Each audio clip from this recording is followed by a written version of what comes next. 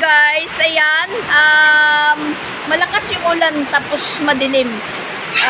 Balak sana po akong maglaba, hindi po tayo nakagpaglaba dahil ayan, umulan po, dumilim yung kapaligiran at saktong-sakto po na mag-aalas 4 pa lang at nagpumilit si Papa Bits na umalis dahil susunduin po si Chrislyn. Yan, malakas po yung ulan guys. Kawawa naman po yung yung mga estudyante ngayon na hindi pa na kauwi. At si Sansan nandito na po, nakauwi siya dahil half day lang po yung klase nila. Kanina pa siya dumating. Yung kawawa nito si Chrislyn. Kaya ayun, magpumilit si Papa Bits na sunduin. Nakaringkot. Yan po guys, oh. Mahangin, tas malakas yung ulan. Mag-aalas 4 pa lang. Kawawa talaga yung mga estudyante. At yung magko-commute, kawawa po dahil mababasa po sila. Oras ng labasan ng mga estudyante at ayan, parang gabi na po.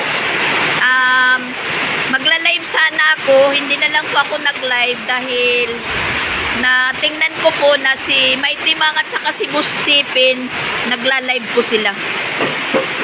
Yan, hindi po tayo nakapaglaba. Maglalaba na sana ako kasi mag-aalas 4 na. Hindi po tayo nakapaglaba dahil ito po yung naging sitwasyon ng panahon namin ngayon.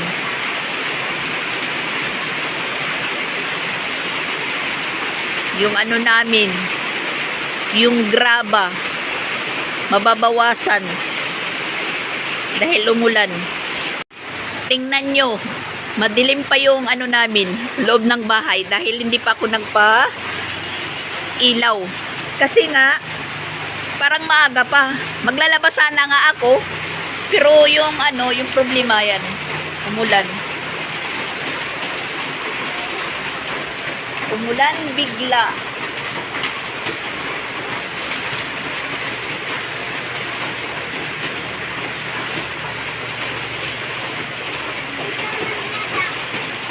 Humina yung ulan pero madilim pa rin.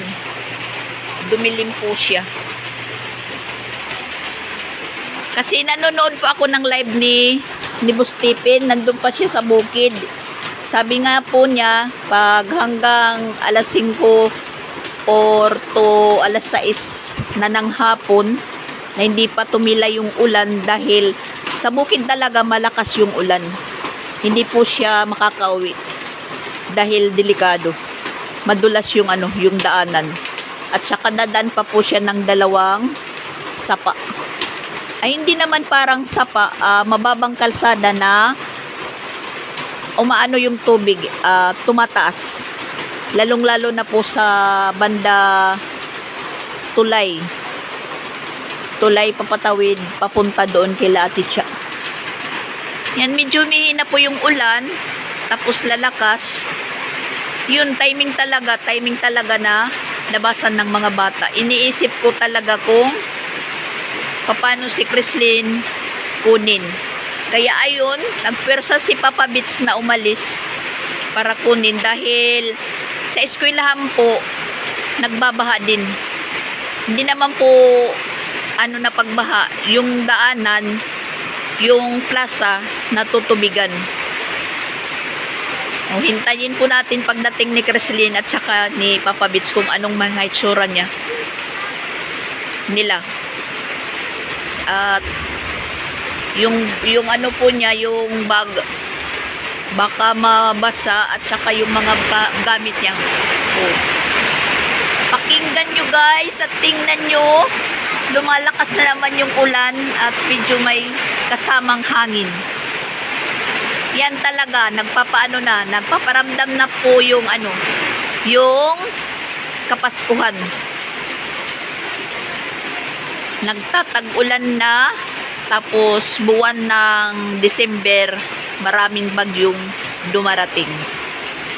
Or sa November, nag-umpisa po yung bagyong malakas sa Tacloban, November 8. Yolanda. na nagpawala ng bahay namin at mga kagamitan. Dinala po niya. Hindi pa po tayo nagbubukas ng ilaw kasi ano pa naman po sa labas. Medyo maliwanag. Oh, tingnan nyo yung yung magtatay. Yung bahay nila nandun sa sa taas, sa bukid. Ayan. Kinuha na yung anak niya. 2. Tapos parang nagsisigsag pa yung patakbo ng motor dahil maputik na yung daan. Lumambot na po yung daan. At ayun na yung asawa ni Chandria, si John Tart, dumating na din.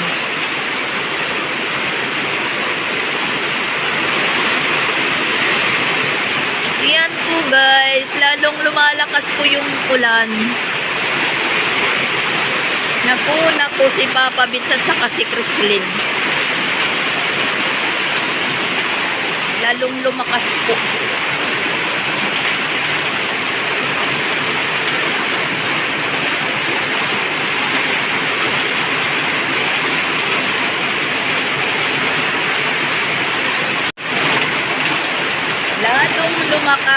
Lalong lumakas. At saka dito na nababasa.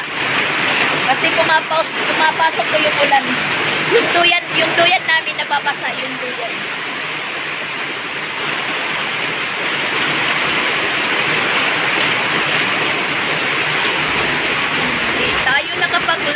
Hindi tayo nakapaglaba. Ayan. Tayo sa loob at aakma pang mag-brown out na matay saglit yung ilaw. Kasi pag ganitong malakas na yung ulan, kasunod po nun is mag-brown out.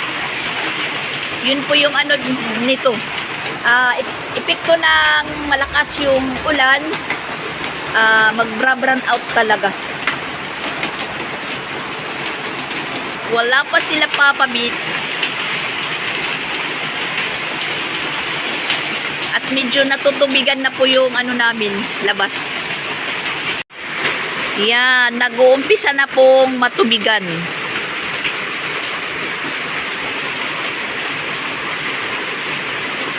At tsak si ngayon si Chrislyn, parang basang sisiw na dadating. Yan, basa na po yung misa namin dito banda. At yung kahoy na gagamitin sa ayos, ayan, nabasa na din, pero linagyan po ni Papa Bits ng sako, at saka yung nasisirang mantil po namin tinabunan po niya, at saka yung yung bato nandyan nagkakalat na. Yan, nakahanda na po sana yung labahan natin, yung uniform ni Sia, at saka yun nga, hinihintay natin si Chrislyn na dumating kasi yung uniform niya para malabhan. Yung bulilit. Nang dumating si Sia, yan po yung mga dala niya galing sa school niya. Meron po siyang 2 gatas. At ito, guys, ngayon ko lang po ito nakita. Rice munggo. Parang cereal po siya. Ano ba to? Linalagyan po lang po ba ng pinakulong tubig or lulutuin po siya sa sa kaserola o papakuluin po siya or tubig na mainit na lang po yung ilalagay. Dala po niya yan galing school. Tapos meron po siyang ketchup, tapos 2 biskwit kanina. Kasi pag Merkulis nga wala silang klase dahil delivery ng mga pagkain nila, feeding galing DSWD. Hindi po yan gutom si Sia sa school nila.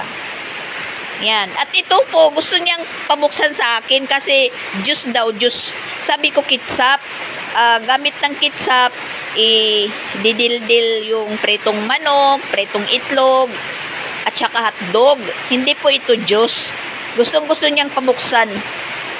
Hindi po ito ah, yung aasayin kumbaga sa amin. Kasi parang sausawan yan.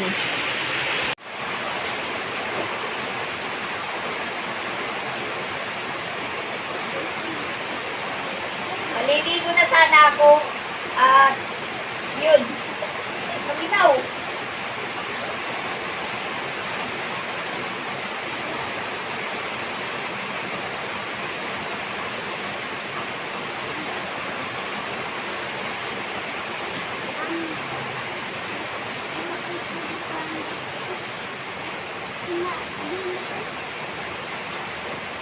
Baka mag-run out. Magsaing. Dito na, nandito na sila. Sasaing nga tayo, baka nga mag-run out. Hindi po tayo makapagsaing.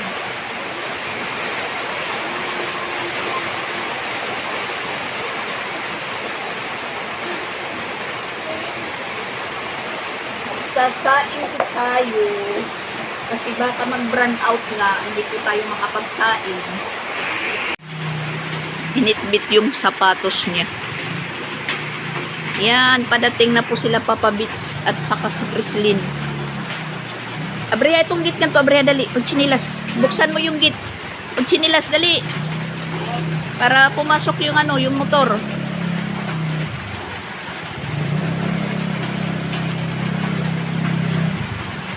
Ayun, basa si Papa Bits.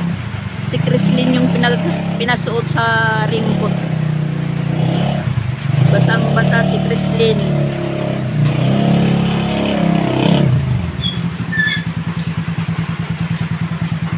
Ano?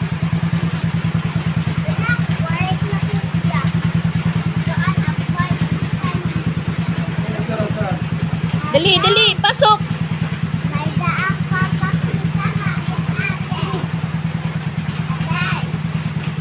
Yun, basa yung sapatos mo.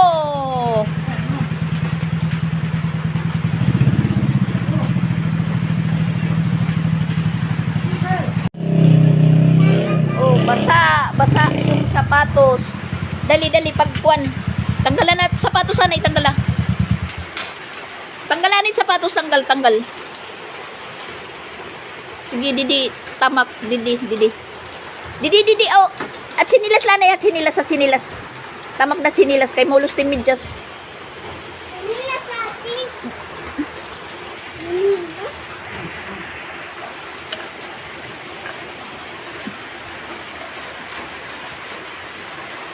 Basa yung sapatos. Shira! Yan. Nabasaan ko an? Bag? Correct na kadali. Kaya nakasulat. Sige. Correct na mo siya. Kaya balik na naman ang mga lectura. Kaya may system dyan. Ang answer, ang naka-answer ako. Sabi ko siya na Nag-ano ka mo? Nag-exam?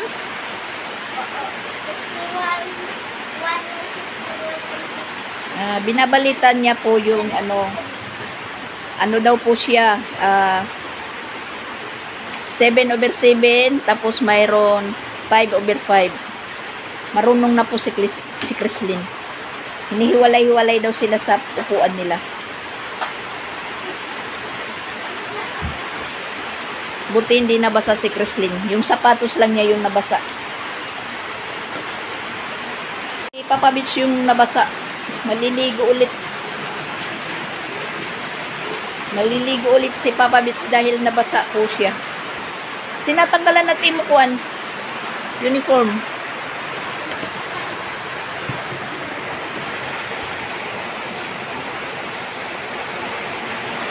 Bukas na tayo maglalaba dahil malakas yung ulan. At mababasa po tayo. Pag nagpersa po tayo maglaba. Ayaw ito ate. Ayaw alikan po anak. Hindi naman po tayo mababasa. Hindi naman po mababasa yung mga linaban natin pag naglaba ko dahil dito naman sa loob nakabasa, nakasampay, ako yung mababasa. So, gagawin lang po natin, magbababad lang muna. Nabasa. Ay, may ano ka? May assignment ka?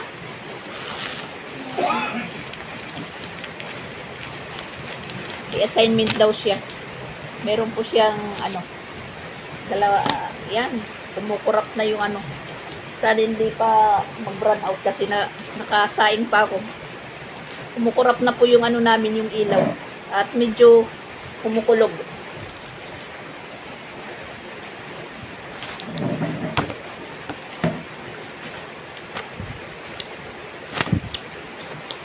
Aman. Maasim. Ano yan? Yan yung ano niya. Direto mo. Tika. Yung assignment notebook niya. Puro chick.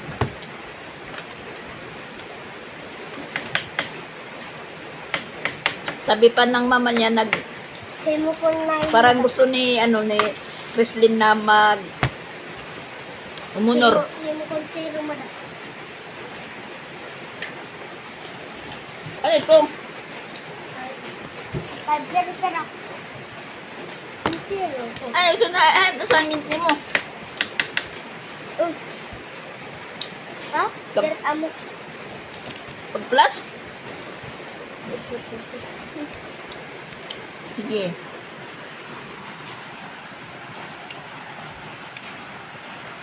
Ayaw magpaano, turo. Siya lang.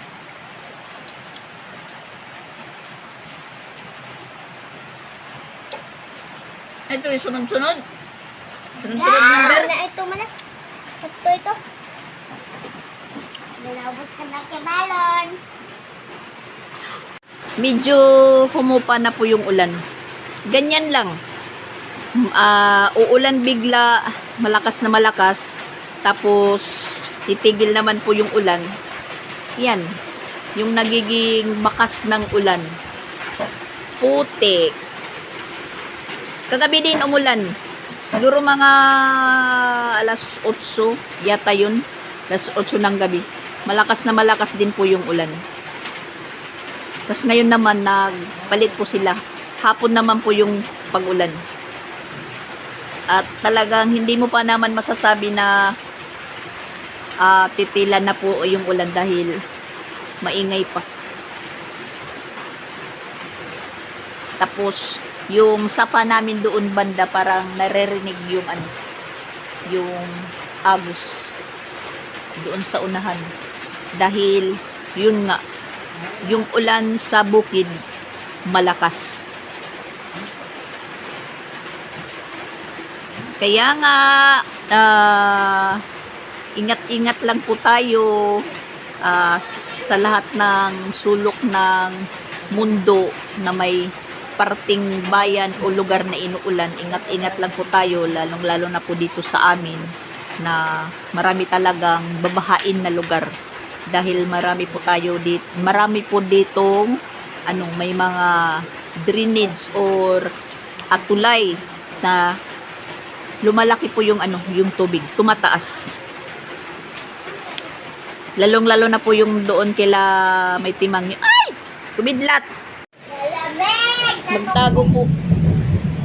Magtago po tayo dahil kumikidlat. Baka tayo bawal pa naman yung kidlat sa cellphone kasi meron na po akong nakita na nang dahil sa cellphone kumidlat, nakidlatan yung antenna, nagdiretso po sa loob ng bahay. At saka yung nung bata pa ako, takot talaga ako sa kulog at kidlat. Yun nga sabi ko doon banda kila may timang yung tulay doon. Hindi, yung sapa, yung springs. Dinadalo yan ng tubig galing malakas papunta sa dagat. Kaparehan nung tinerhan nila Bustipin na bahay noon. Yung boarding house na tinerhan nila, yung likod. Na yun? Sapa. Malakas yung agas ng tubig pag ganitong tag-ulan. Hi guys! Kamusta po kayo? Ako po ay nabibihirap sa assignment.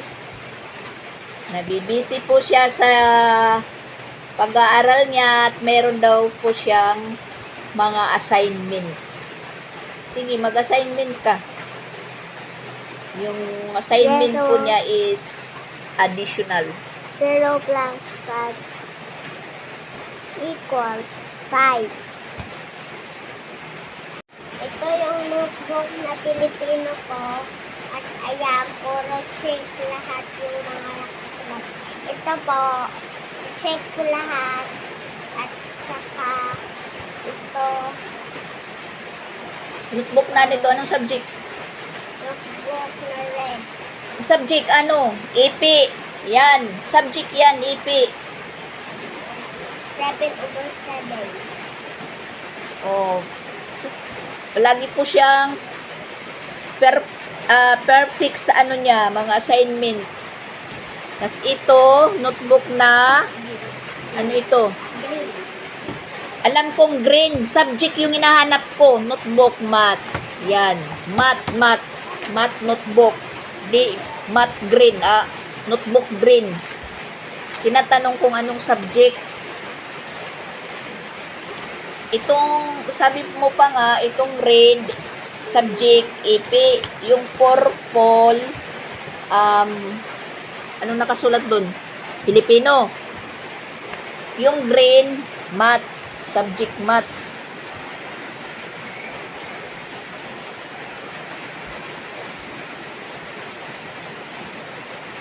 Kinakarir na po ni Creslin yung pagiging grade 2 niya.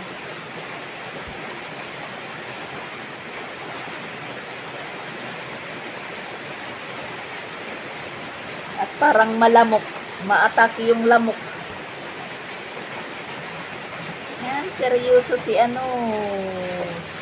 Creslin. Kamot ng likod. Kasi merong mga lamok na maliliit. Finish. Finish na. Finish na daw siya sa sa math niyang assignment.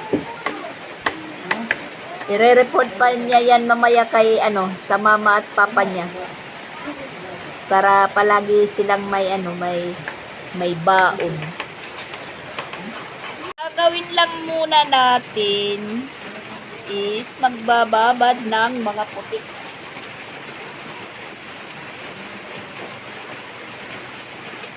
Yan, hindi pa tumitila yung ulan. Meron pang pakunti-kunting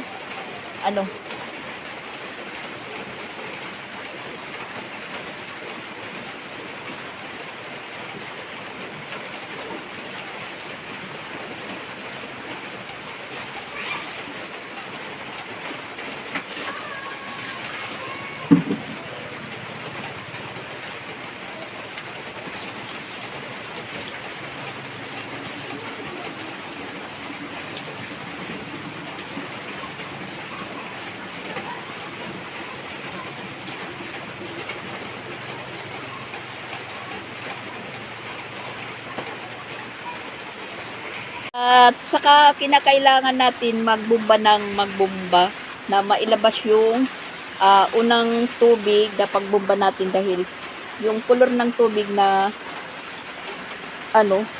lumalabas is ma-brown. Yan po yung kulay ng tubig. Kaya binubomba muna natin hanggang luminaw. Kasi pag yan po yung ginamit natin na tubig na medyo ma-brown, nagiging dilaw yung puti. Tapos ayan, itatapon din po natin.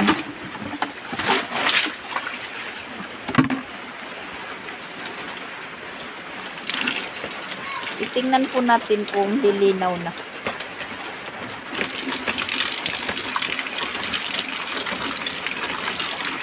Pag malinaw na po siya, pwede na.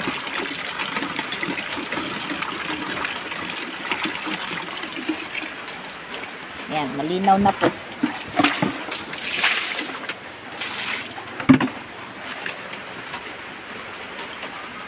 Ah.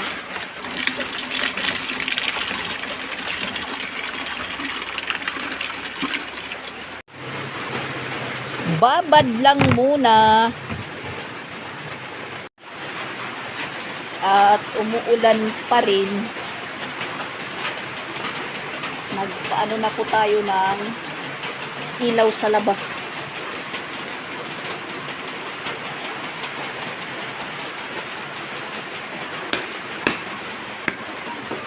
Basa.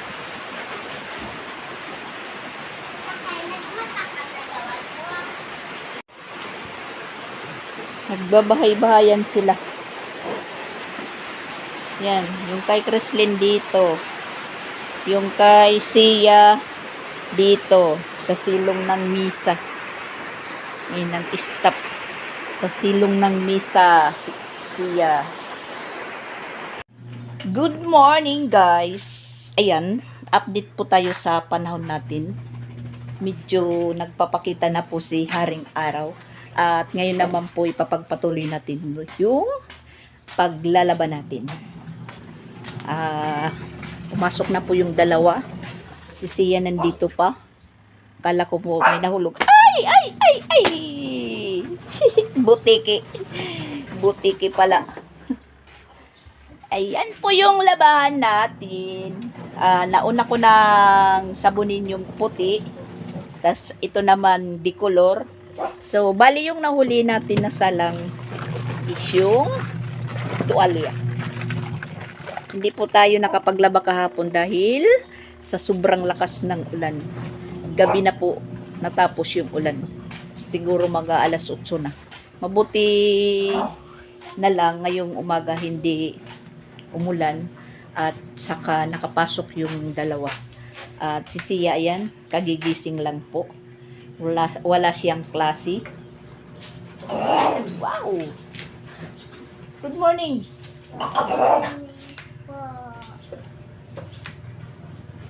Good morning po, ano? Wala pang energy si Sia dahil kagigising lang. Sasamantalahin natin po na maganda yung panahon. Yan. Maliwanag dito banda, pero dito naman sa banda is parang makulimlim. Makulimlim yung panahon. Yung langit. Yung langit pala. At dito yung araw.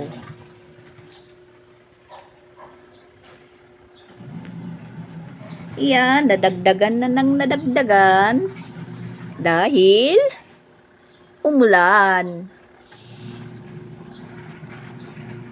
Ayan, tinimpla ko po yung binili kong dishwashing kay May Timang. Ito po 60 or 50 ba yung binta ni May Timang. Sa isang bote na ganito, ayan, tinimpla ko. Yan po karami sila. Tatlong 1.5 at saka yung linagyan. Yung isa, hindi ko na ideyahan na timplahin. Kaya, ayun. Malapit na pong maubos. Ngayon ko lang po naisip na timplahin ko para dumami. Yan, para rin po tayong nagbibinta. Kasi dalawang buti po yung yung kinuha ko kay May Timang. At saka ginamit namin, ayan, puro-puro lang. Pero palagi ko naman po siyang linalagyan ng tubig. Pag nababawasan na po, hanggang dito na lang, dinadagdagan ko po ng tubig. Mabula pa naman po siya. Kaya ayan, yung last na lagay ng tubig, yan na po ang yung color niya. Parang malabnaw pero mabula pa rin. So, naisip ko yung isang ganito, timplahan ko na lang kasi parang madaling maubos. Naisip ko, mauubos ka agad yung 2 bote ng dishwashing. Kaya naghanap po ako ng basiyo ng bote. Bote ng mga 1.5. Yun. Tinimpla ko. Kasi ispiso. Ispiso pa siya. Pag may makakita dyan sa labas na may display po ako na dishwashing, baka sabihin na nagtitinda po ako. May magtanong. Tinimpla ko lang po yan. Ayan, naka-display.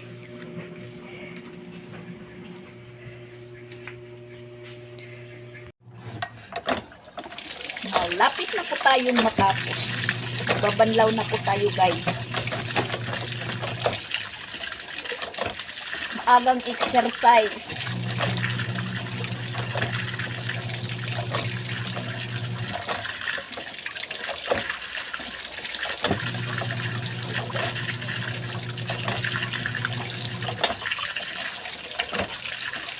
Sana hindi umulan dahil may kumot po tayo na nilaman at saka mga tuwalya.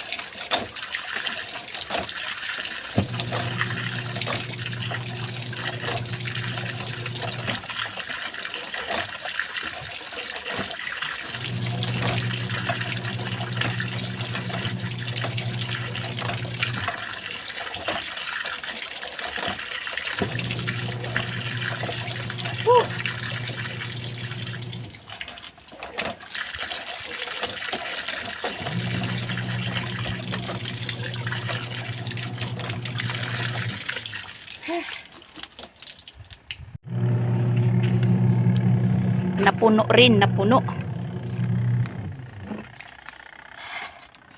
Para lang po tayong nagsusumba. Ayan, magdadawni na po tayo. Nakakahingal.